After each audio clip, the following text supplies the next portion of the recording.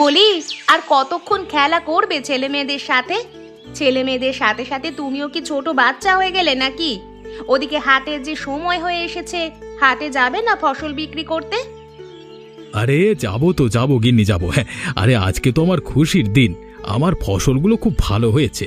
এবার ভালো টাকা উপার্জন করতে পারবো গো গিন্নি। দেখবে, তারপর তোমাকে আমি নতুন শাড়ি আর গয়না গড়িয়ে দেব। তার জন্য আগে তোমাকে হাটে যেতে হবে, ভালোভাবে ফসলগুলো বিক্রি করতে হবে। দুটো খেয়ে তারপর হাটে চলে যেও। আরে হাটের সময় কি চলে যাচ্ছে নাকি? ছেলে মেয়ে দুটোর সাথে একটু খেলা করছি, তাও করতে দেবে না। আর ঠিক আছে, চলো গিয়ে খাবার তৈরি করো, আমি বাচ্চাদের নিয়ে আসছি। ঠিক আছে, আমি যাচ্ছি, দেরি করো না যেন। আর একবারও যেন বলতে না হয়, তাহলে তোমাদের সবার কপালে কিন্তু শনি আছে। বলতে হবে না, বলতে হবে না, আমি এক্ষুনি আসছি। আরে হাটেও তো যেতে হবে, হাট থেকে ফিরে না হয় আবার একটু খেলাধুলা করব, কেমন? ভাবলাম কি আর হলো কি গিন্নি, এবার কি হবে বলো তো আমাদের? আমি ভেবেছি আমাদের ফসলগুলো ভালো হয়েছে, এবার ঘরের কাজ ধরবো, ছেলে মেয়েদের পড়াশোনার খরচটা চলে যাবে, কিন্তু এই হলোটা কি? হ্যাঁ, কি আর করব বলো, কিছুই তো আর আমাদের হাতে নেই, সব কিছুই ওপরওয়ালার হাতে। আমাদের কপালে যা ছিল ততটুকুই আমরা পেয়েছি, এর এক কানা করিও বেশি পাইনি। তাই বলে এত কম? এত টাকা আমাদের কদিন চলবে বলো তো? বাচ্চাদের কোনো শখ তো পূরণ করতে পারবোই না, তোমার কথা তো বাদই দিলাম। আরে আমার কথা এত ভাবতে হবে না গো, তুমি বরং বাচ্চাদের কথা ভাবো। ফসল খারাপ হয়েছে তাতে কি হয়েছে? হ্যাঁ, তুমি এমন কথা বলছো, আর কয়েকদিন পরে রান্নাঘরে রান্না করতে গেলেই টের পাবে যে আমি এখন কেন এমন করছি। রান্নার জন্য কিচ্ছুটি পাবে না গো। শোনো, ওপরওয়ালা যখন আমাদেরকে বাঁচিয়ে রেখেছেন, তখন আমাদের খাবারের ব্যবস্থা তিনি নিজেই করে দেবেন। এসব নিয়ে আমি চিন্তা করছি না বাপু। কেন যে আমি তোমাকে বিয়ে করে ঘরে আনলাম, সারা জীবন শুধু দুঃখই পেয়ে গেলাম। এখানে দুঃখের কি আছে শুনি? আমি তোমার ঘরে সুখেই আছি। টাকা পয়সা না থাকলেও এখানে সুখের সীমা নেই। তুমি এসব নিয়ে চিন্তা করো না তো, সব কিছু আমার হাতে ছেড়ে দাও। তুমি রোজগার করার চেষ্টা করো, আমি সংসার ঠিক সামলে নেব। আর ছেলে মেয়ে দুটো, ওদেরকে কি জবাব দেবো বলো তো? ওরা যথেষ্ট ভালো ছেলে মেয়ে, আমাদের খারাপ অবস্থা ওরা নিশ্চয়ই বুঝবে, তাই অন্যায় আবদার করার কোনো প্রশ্নই ওঠে না। তোমার উপরই ভরসা করলাম গিন্নি, তুমি দেখে নিও, আমাদের একটা সময় ভালো দিন আসবে, বুঝলে?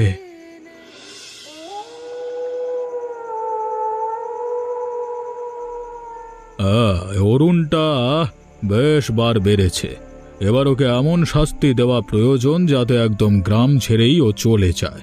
ওকে গ্রামে দেখতে আমার আর সহ্য হচ্ছে না। আর বলো না কাকা, আমি এমন একটা লোককে বন্ধু বানিয়েছি যে বন্ধু নামে কলঙ্ক। ধুর, সারা জীবন আমাকে ছোট করেছে, সবার সামনে কোনো ভালো কাজ করলে সেটার সমস্ত কৃতিত্ব নিজেই নিয়েছে। আমি সবার সামনে ছোট হয়েছি। তুমি তো দেরি করে ফেলেছ, তোমার উচিত ছিল আরো আগেই এর বদলা নেওয়া। তুমি তো তখন নাওনি। আমি একা তো বদলা নিতে পারতাম না, তাছাড়া এই গ্রামের সবাই অরুণকে ভালোবাসে। আপনাকে পেয়েছি বলেই আমি এই সাহসটা পেয়েছি। তাহলে তুমি বলো এখন কি করা যায়, ওকে কিভাবে ফাঁসানো যায় বলো তো? আমি তো কোনো সিদ্ধান্তই নিতে পারছি না, শুধু আমি চাই ওর ডানা দুটো একটু কেটে দিতে, ওর সুখের সংসার তছনছ করে দেব আমি। আমার মাথায় একটা বুদ্ধি এসেছে। আরে আমরা যদি ওর ওপরে অভিযোগ তুলি যে ও সরকারি জমি হাতিয়ে নিয়েছে, তাহলে কিন্তু ওর উপরে মামলা আসতে পারে। ঠিক বলেছ কাকা, এরপর যদি আমরা এর কোনো প্রমাণ দিতে পারি তাহলেই হলো। এই মামলায় অরুণ ভেসে যাবে, তারপর জেল হবে। তাহলে আর কি, চলো আর দেরি করে লাভ নেই। কালকে অথবা পরশু বাজারে অরুণকে পেলেই আমি অভিযোগ তুলব। তুমিও আমার সাথে থেকো। কিন্তু আমি তো ওর বন্ধু মানুষ, আমি যদি এসব কথা বলি তাহলে তো ও ক্ষেপে যাবে। আমি না হয় আড়ালি রইলাম, তুমি একাই বলো। আরে বুদ্ধুরাম, তুমি যদি নিজেই বলো তাহলে লোকজন আরো বেশি বিশ্বাস করতে শুরু করবে, কারণ তুমি ওর বন্ধু। তাছাড়া আমার একার কথায় গ্রামবাসীরা মানবে না, তাই না? ঠিক আছে, ঠিক আছে, তাই হবে।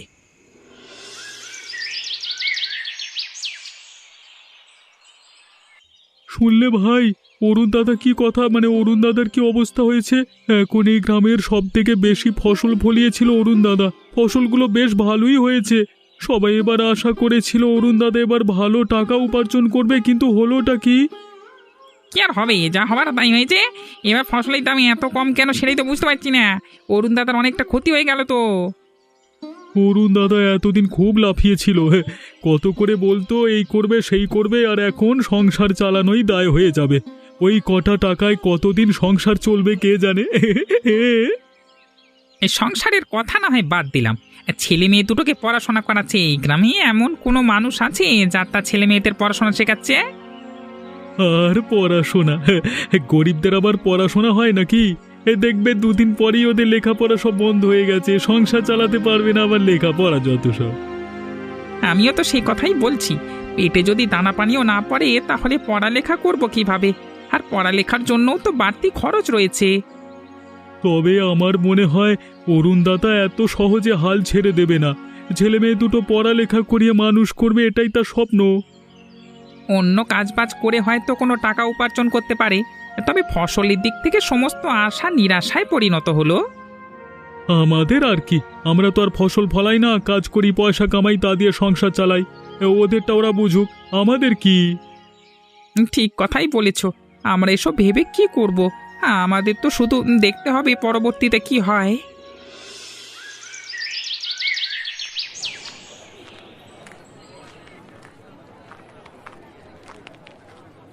কিরে অরুণ, তুই তো দেখছি ভালোই ঘুরে ঘুরে বেড়াচ্ছিস। সরকারি জায়গা জমি হাতিয়ে নিতে কেমন লাগে? মানে এসব, মানে এসবের কি মানে? এসব আবার কি কথা বলছো? মাথা খারাপ হয়ে গেছে নাকি? সরকারি জায়গা হাতিয়ে নেওয়া এসব কি? কিছুই বুঝতে পারছিস না বুঝি? এই যে তুই সরকারি জায়গা হাতিয়ে নিয়েছিস তা তো গ্রামের কেউ এখন জানেই না, তবে আমি জেনে গেছি, এবার আর তোর নিস্তার নেই। তুমি জেনে গেছো মানে? আমি তো কোনো সরকারি জায়গা জমির ব্যাপারে কিছুই জানি না। আমার বাবু এত জায়গা জমির দরকার নেই, আমার কিছুটা জমি আছে, তাতে একটু ঘর করেছি আর বাকিটাতে ফসল ফলিয়েছি। আমার আর জায়গা কোথায়? তুই যে জায়গাটায় ঘর তুলেছিস আর ফসল ফলাচ্ছিস ওগুলো সব সরকারি জায়গা।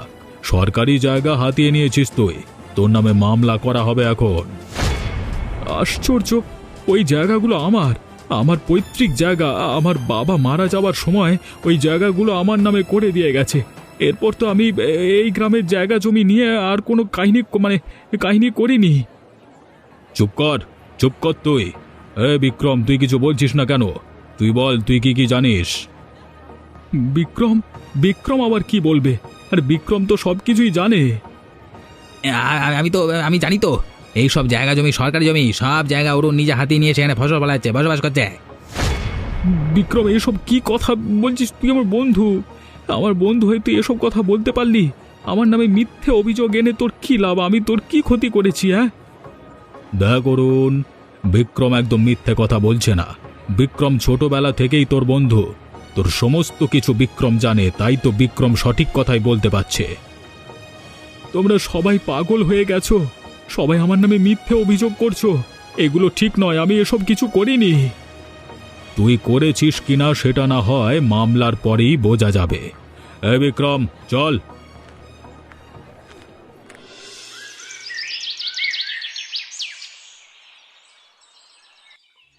হায় হায় রে, এ আবার কোন বিপদ আমাদের দিকে ধেয়ে আসছে?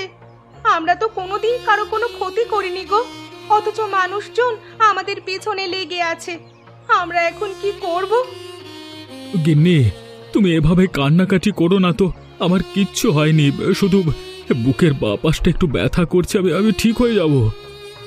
ওরা এমন কেন করলো বলো তো? আমাদের সাথে ওদের শত্রুতা কিসের? আমাদের কি এভাবে বিপদে ফেলে ওরা কি লাভ পাবে? তাছাড়া অভিলাষ কাকুকে আমরা সব সময় সম্মান করেছি, তিনি হঠাৎ করে এমন করবে কেন? তুমি অভিলাষ বাবুর কথা বলছো? এদিকে আমার ছোটবেলার বন্ধু বিক্রম আমার সাথে বেইমানি করলো। ছোটবেলায় কত আমাদের বাড়িতে থেকে খেয়েছে, অথচ এখন কিছু মনে নাই। সবকিছু ভুলে গিয়েও আমার দিকে আঙুল তুলছে। বিক্রম? বিক্রম এমন কাজ করতে পারে? আমার তো বিশ্বাসই হচ্ছে না। আমারও তো বিশ্বাস হচ্ছে না গিন্নি। আজকে এই যে আমি অসুস্থ হয়ে পড়েছি, তার জন্য ওই বিক্রমই দায়ী। আমার উপরে অভিযোগ তোলার আমি যতটা কষ্ট পেয়েছি তার চেয়ে বেশি কষ্ট পেয়েছি আমার বন্ধুর বিশ্বাসঘাতকতা এবং ও মিথ্যে কথা এভাবে বলে দিল কিভাবে। তুমি চিন্তা করো না গো, ওদের কোনোদিন ভালো হবে না, তুমি দেখে নিও। ওপরওয়ালা ওদেরকে পথে পথে ভিক্ষে করাবে। এভাবে বলো না গিন্নি, শত হলেও ও আমার বন্ধু। ছোটবেলায় একসাথে বড় হয়েছি, আমি ওকে কোনো অভিশাপ দিতে পারবো না। তাহলে তাহলে ওর আর আমার মধ্যে কোনো পার্থক্যই থাকবে না। ঠিক আছে ঠিক আছে, তুমি শুয়ে থাকো, আমি দেখছি খাবারের কি ব্যবস্থা করা যায়।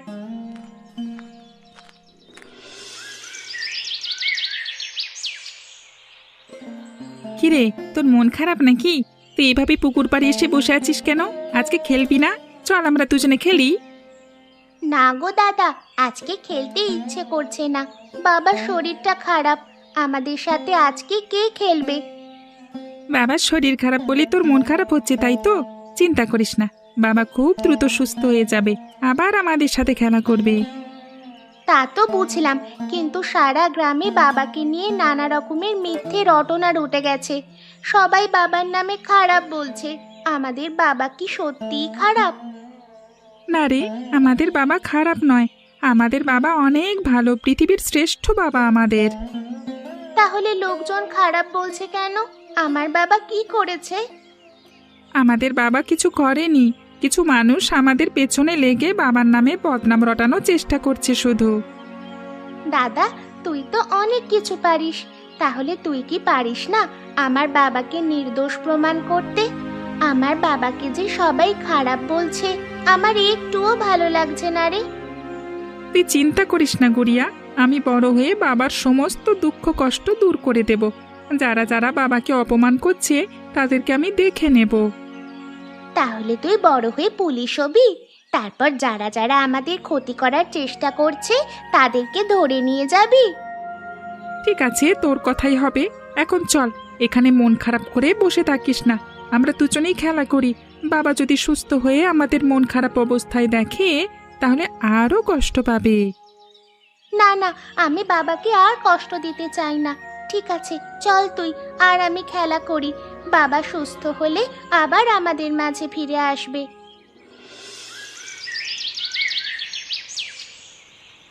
আমার তো মনে হয় অরুণ দাদা এমন ধরনের কোনো কাজই করেনি। ছোটবেলা থেকে তো দেখে আসছি এই জায়গাগুলো অরুণ দাদার, তো এটা আবার সরকারি জায়গা কিভাবে হলো?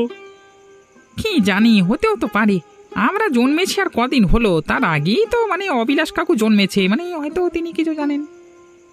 না রে না, এই জায়গার আগের মালিকানা ছিল অরুণ দাদার বাবা। তার বাবা মারা যাওয়ার সময় অরুণ দাদাকে সমস্ত জায়গা জমি লিখে দিয়ে গেছে। তাহলে এটা সরকারি জায়গা হলোই হয়। তাহলে তো মনে হয় সব কিছুই মিথ্যে সাজানো নাটক। আমারও তেমনই মনে হয়, কারণ অবিলাস কাকু সারা সময় অরুণ দাদাকে নিয়ে পড়ে থাকে, সব সময় চেষ্টা করে অরুণ দাদার ক্ষতি করবার। এবারও তাই মনে হচ্ছে। কিন্তু বিক্রম যে বলল, বিক্রমের কথা তো আর ফেলে দেওয়ার মতো নয়। বিক্রম তো সেই ছোটবেলা থেকেই অরুণ দাদার সাথে সাথে সাথে আছে। কি জানি ভাই, সন্দেহ তো আমার অবিনাশ কাকুকেই হচ্ছে। কোন নাটকের অংশ হয়েছে বিক্রম কে জানে। যদি কোনো নাটক করে থাকে এবং মিথ্যে অভিযোগ দেয়, তাহলে গ্রামবাসীরা অবিলাস কাকুকে ছাড়বে না, এটা তুমি মিলিয়ে নিও। গ্রামবাসীরা কি? আমি তো নিজেই ছাড়বো না। আরে অরুণ দাদা কত ভালো একজন মানুষ, সবাইকে কত সাহায্য করে। তাদের মতো সুখী পরিবার এই গ্রামে আর একটিও নেই। তাদের পরিবারকে নষ্ট করবার চিন্তা ভাবনা যারা করবে তাদেরকে আমরাও ছাড়বো না। আগে প্রকাশ হতে দাও কে সত্য কথা বলছে, অবিলাস কাকু নাকি অরুণ দাদা।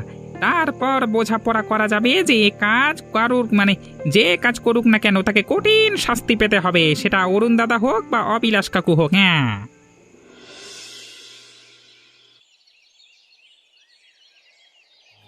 আমি বারবার করে তোমাকে বলছি, এমন ধরনের অন্যায় কাজ তুমি করো না। তুমি আমার কথাগুলো শোনোনি, এখন বুঝতে পারলে তো ফেঁসে যেতে কেমন লাগে। আহা গিন্নি, চুপ করো তো। তুমি এমনিতেই আমার মাথা গরম হয়ে আছে, আর তুমি এদিকে ঝগড়াঝাটি করে চলেছ বলি হয়েছেটা কি? আমি যদি এই কাজটা করি তাতে তোমার এত কিসের সমস্যা? সমস্যা নেই মানে? যদি তুমি এই কাজ করে ধরা পড়ে যাও তাহলে গ্রামবাসীরা তোমাকে গ্রাম ছাড়া করবে। তারপর এই বৃদ্ধ বয়সে পথে পথে ঘুরে বেড়াবো নাকি আমি? যদি তুমি ঘুরে বেড়াতে না চাও তাহলে তুমি এই গ্রামেই থেকে যেও। আমি চলে যাবো, এবার খুশি তো তুমি? বাহ বাহ, নিজের সংসারকে নিজের হাতে নষ্ট করতে কত ইচ্ছা তোমার। আমি তোমাকে আবারও বলে রাখি, এই সব কাজ থেকে বেরিয়ে এসো। এসব অন্যায় কাজ করা উচিত হবে না। অরুণ ভালো ছেলে, অরুণের এমন ক্ষতি তুমি করবে কেন? হ্যাঁ, ভালো ছেলে না ছাই, ভালো ছেলে হলে আমার মুখে মুখে তর্ক করতে পারে? যখনই দেখা হয় তখনই আমার মুখে মুখে তর্ক করে। ব্যাটার তর্ক আমি বের করছি।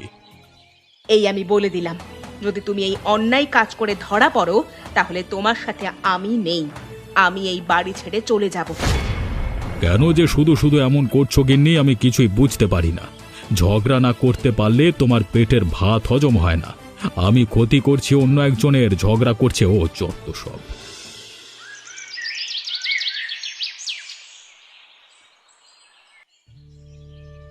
দেখেছো ভাই, আমি তোমাকে বলেছিলাম না এসব কিছুই সাজানো নাটক। অবিলাস কাকু অরুণকে ফাঁসানোর জন্যে এসব করেছিল। আমি নিশ্চিত বিক্রমকে হাত করে নিয়েছে অবিনাশ কাকু, তাই বিক্রম এমন ধরনের কথা বলতে বাধ্য হয়েছে।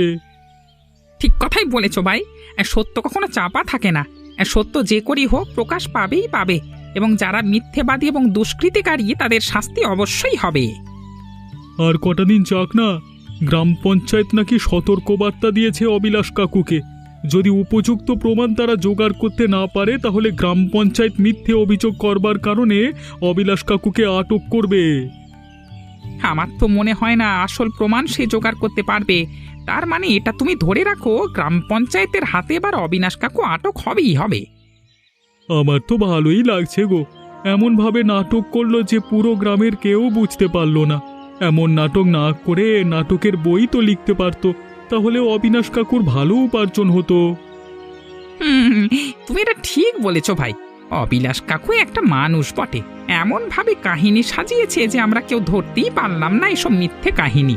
অন্যদিকে এই মিথ্যে কাহিনীর কারণে অরুণ দাদা অসুস্থ হয়ে পড়েছে। যাক না, আর কয়েকটা দিন যাক, অবিলাস কাকু বুঝবে মজা। গ্রামবাসীদের রোষের মুখে তো আর এখন পড়েনি, যখন পড়বে তখন মুখ দেখতেও লজ্জা পাবে। তখন নতুন জামাইয়ের মতো রুমাল মুখে দিয়েও চলতে হবে। যত সব নতুন জামাইয়ের মতো আদর যত্ন পাবে গ্রামবাসীদের কাছ থেকে। এমন আদর যত্ন পাবে কোনোদিন আর পেতে যাবে না।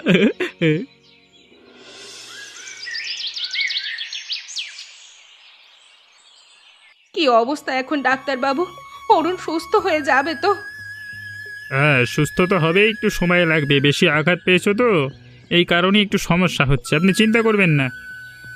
না না ডাক্তার বাবু, ওর অবস্থা দেখে তো একটু অসুস্থ বলে মনে হচ্ছে না। ওর অবস্থা দেখে তো বেশি অসুস্থ মনে হচ্ছে। আমার তো মনে হচ্ছে ওর অবস্থা একটুও ভালো নয়। দেখুন, সমস্ত রোগীদের পরিবারকে আমাদের এমন ধরনের কথাই বলতে হয়। তবে সত্যি বলতে আপনার স্বামীর অবস্থা আসলেই খারাপ। এই অবস্থায় ওকে একদম কাজবাজ করতে দেবেন না। না না ডাক্তার বাবু, ওর কোনো কাজ করতে হবে না। ও শুধু ভালো হয়ে যাক, আমি সারা জীবন ওকে বসিয়ে বসিয়ে খাওয়াতে পারবো।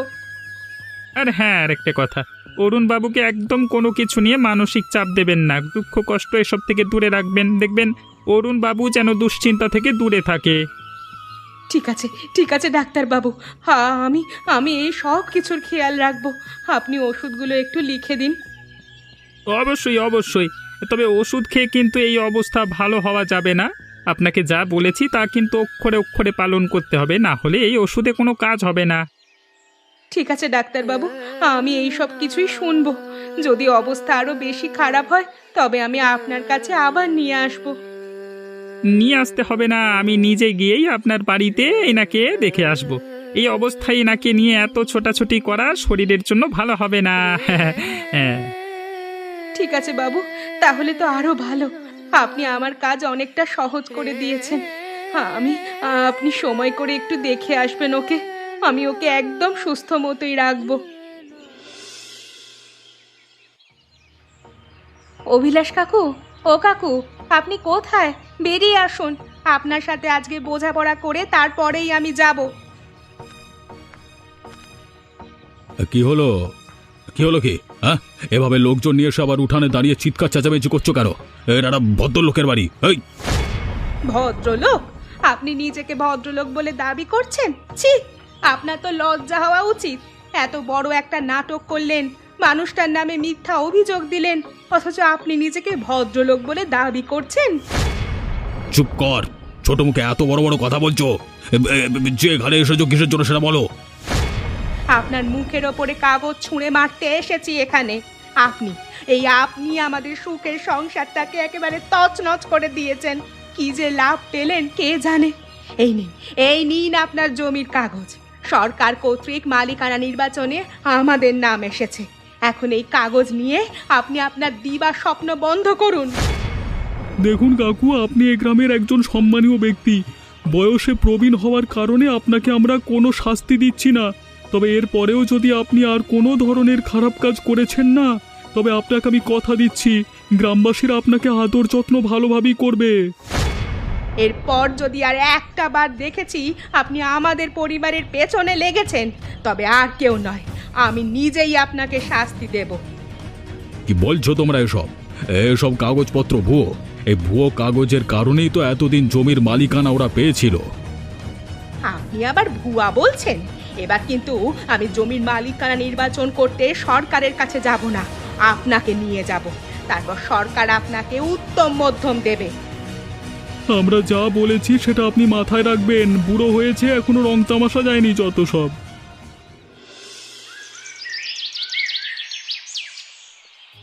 কি হলো গিন্নি? বুড়ো বয়সে তুমি আবার কি শুরু করলে? এখনো কি আমাদের আগের বয়স আছে? এখনো তুমি রাগ করে বাপের বাড়ি চলে যাচ্ছ? একদম একদম উল্টোপাল্টা কথা বলবে না। আমি এবার মোটেও রাগ করে বাবার বাড়ি চলে যাচ্ছি না। চিরজীবনের জন্য এই বাড়ি ছেড়ে, এই সংসার ছেড়ে চলে যাচ্ছি। তোমার কারণে এই বুড়ো বয়সেও আমাকে সংসার ছাড়তে হবে, সেটা আমি কোনোদিন কল্পনা করি। এভাবে বলো না গিন্নি, আমি তো বললাম আমার ভুল হয়ে গেছে, আর কোনোদিন আমি এমন ধরনের কাজ করব না। আমায় একটা সুযোগ দাও। একদম নয়, তোমাকে আর কোনো সুযোগ দেওয়া যাবে না। আমি বারবার তোমাকে সতর্ক করেছি, তবু তুমি আমার কোনো কথাই শোনোনি। এখন তোমার কারণে আমি এই গ্রামে মুখ দেখাতে পারছি না। গ্রামের সবাই আমাকে কথা শোনাচ্ছে। আমি এই লজ্জা নিয়ে এখানে আর থাকতে পারবো না। কিন্তু তুমি যদি চলে যাও তাহলে এই বৃদ্ধ বয়সে আমার কি হবে বলো তো? আমি কাকে নিয়ে থাকবো? কেন? এই যে বৃদ্ধ বয়সে তুমি অন্যায় কাজগুলো করে বেড়াচ্ছ, সেই অন্যায় কাজগুলোকে নিয়ে থাকবে? তোমার দিন একদম ভালোভাবেই কেটে যাবে। কেউ আর তোমাকে কোনো বারণ করবে না। না গিন্নি, তুমি আমাকে ছেড়ে যেও না। আমি তোমাকে ছাড়া অসহায়। আমি তো তোমাকে ছাড়া মরেই যাব। মরে যাও। তোমার মতো মানুষের বেঁচে থাকার কোনো অধিকার নেই। আমি যদি পারতাম না, তাহলে নিজে হাতে তোমাকে খুন করতাম। আমাকে আটকানোর চেষ্টা করো না। আমি তোমার বাড়িতে আর থাকবো না।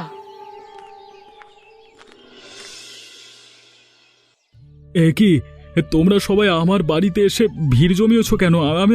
আমি সত্যি বলছি, আমি কিচ্ছু করিনি গো।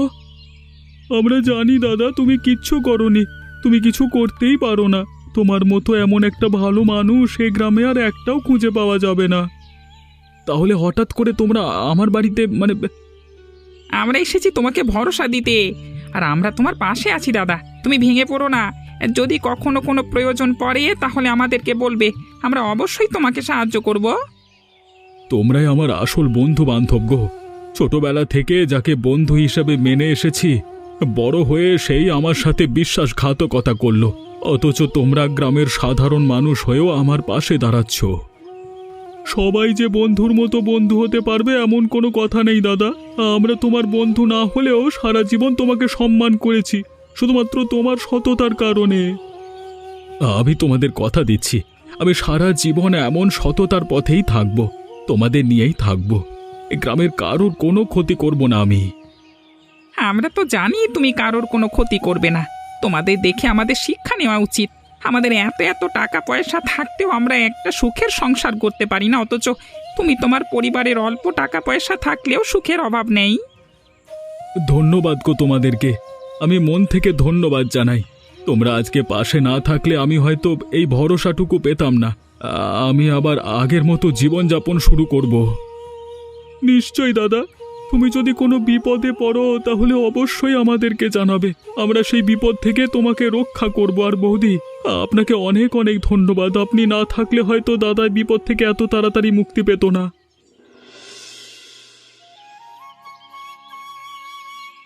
অবশেষে আমরা সমস্ত বাধা বিপত্তি পেরিয়ে আবার সুখের সংসারে পা রাখতে পেরেছি।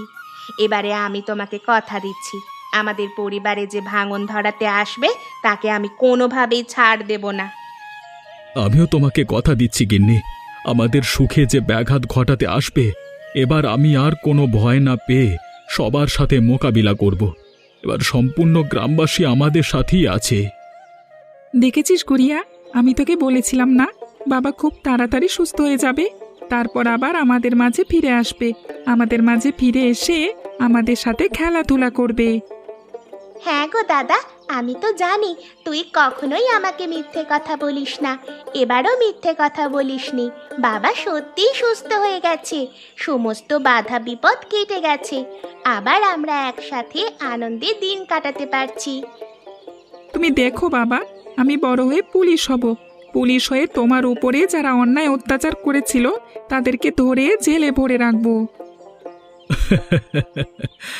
শোনো পাগল ছেলে মেয়েদের কথা, আরে আমার তো সেটাই স্বপ্ন রে, সেই কারণেই তো তোদেরকে আমি পড়ালেখা শেখাচ্ছি। এ গ্রামের কেউ তাদের সন্তানদের এত ভালোভাবে পড়ালেখা শেখায় না। আমরা বড় হয়ে তোমার মুখ সত্যি উজ্জ্বল করব। আমি আর দাদা মিলে তোমাদের সমস্ত দুঃখ কষ্ট দূর করে দেব। এখন যেমন আমাদের একটা সুখী পরিবার আছে, তখন আমরা আরো সুখে থাকবো। এমনই সব মজার মজার গল্প দেখতে আমাদের চ্যানেলটিকে সাবস্ক্রাইব করতে ভুলবেন না। আচ্ছা বলো তো বন্ধুরা, এই গল্পে অরুণের সাথে বিশ্বাসঘাতকতা কে করেছিল?